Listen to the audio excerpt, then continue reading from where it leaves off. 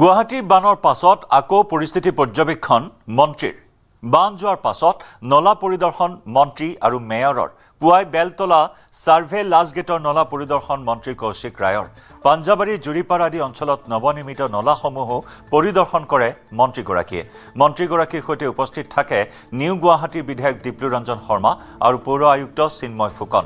এজাক বৰষুণ আহিলেই গুৱাহাটীত হয় অভাৱনীয় বান। বিভিন্ন সময়ত এনেদৰে পৰিস্থিতি পৰ্যবেক্ষণ কৰে মন্ত্ৰী বিধায়কে, কিন্তু দশক ধৰি সমাধান নহল গুৱাহাটীৰ বান সমস্যা।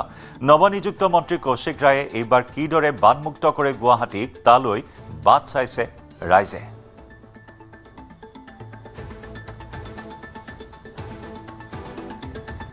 1.4 কিলোমিটাৰ কাম হ'ব লাগে, 900 মান মিটাৰ মান কাম হৈছে আৰু 500 মিটাৰ মান কাম এই ড্ৰেইনতো বাকী আছে।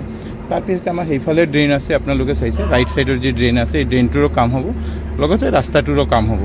কাম যেতিয়া চলি থাকিব তেতিয়া অলপ অসুবিধা হ'ব। মই ভাবোঁ যে কামটো সম্পূৰ্ণ হোৱাৰ পিছতে এইটোৰ যি উদ্দেশ্য ইয়াত কামটো হৈ আছে সেই উদ্দেশ্যটো সফল হ'ব পাৰিব। ইয়াত পানীখিনি আমি ইয়াৰ পৰা শিলহাকলৈ লৈ যাম। ৰাইজৰ সহযোগিতা বিচাৰিছোঁ যাতে এই কামটো ৰাইজৰ কাৰণে আমি কৰি আছোঁ, এই কামটো সম্পূৰ্ণ। লগে মই আজি ইয়াতে সিদ্ধান্ত আমি লৈছোঁ যে GMDA, GMC, PWD and TNCP আমি অহা কেইদিনৰ মাজতে আমি বহিম আৰু বহি এই বাৰিষাৰ সময়তে যে লেনবিলাক ইয়াত যে লেনবিলাক অলপ ডাউন হৈ গৈছে তলত পৰি, কাৰণ এইটো আমি যথেষ্ট ওখ কৰিছোঁ, সেইকাৰণে লেনবিলাক যি তলত পৰি গৈছে সেইবিলাকৰ কাৰণে TNCPৰ লগত কথা পাতি গ্ৰেডিয়েণ্টটো ফ'ল' কৰি আমি এটা যাতে প্লেনিং কৰি ল'ব পাৰোঁ, যাতে উইণ্টাৰৰ ভিতৰত এই লেনবিলাক আমি ঠিক কৰি দিব পাৰোঁ, যাতে অহা এইটো হৈ যোৱাৰ পিছতে জুৰিপাৰ মেইন ড্ৰেইনটো হৈ যোৱাৰ পিছতে অহা বাৰিষাত মই ভাবোঁ এইটো অসুবিধা নহ'ব।